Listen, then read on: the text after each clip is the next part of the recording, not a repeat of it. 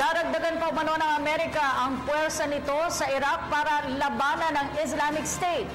At isang missionary organization sa South Korea tinutulungan ang mga kababaihan at kabataan mula North Korea na tumakas patungong China. Ang mga balita mula sa labas ng bansa, ihahatid ni Pauline Requesto. Magpapadala ang Amerika ng karagdagang 560 sundalo sa Iraq para labanan ng Islamic State matapos makuha ng teroristang grupo ang isang mahalagang airbase ng Iraqi forces.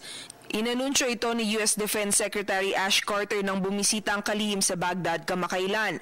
Ang mga karagdagang tropa umano ay ipapadala para suportahan ng isang base militar na magsisilbing logistics at air hub ng koalisyon.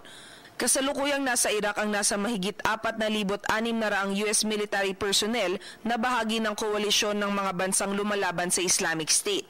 Inihayag naman ni Carter na determinado ang Iraqi Prime Minister sa opensiba para makuha mula sa Islamic State ang Mosul na pangalawang pinakamalaking lungsod sa Iraq. Isang Christian missionary sa Seoul ang aktibong tumutulong sa ilang libong mamamayan ng North Korea na nagsitakas patungong China.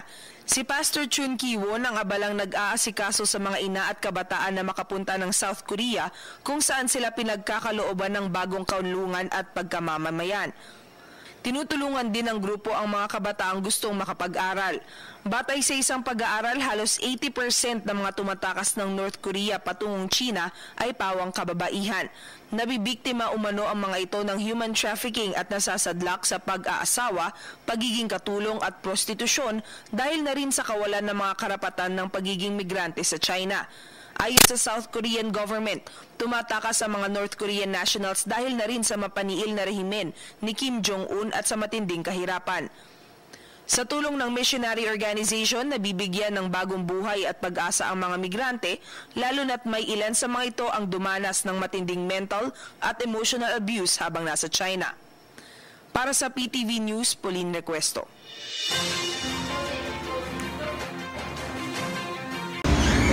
Ako po si Cathy San Gabriel. Subscribe na sa PTV YouTube channel.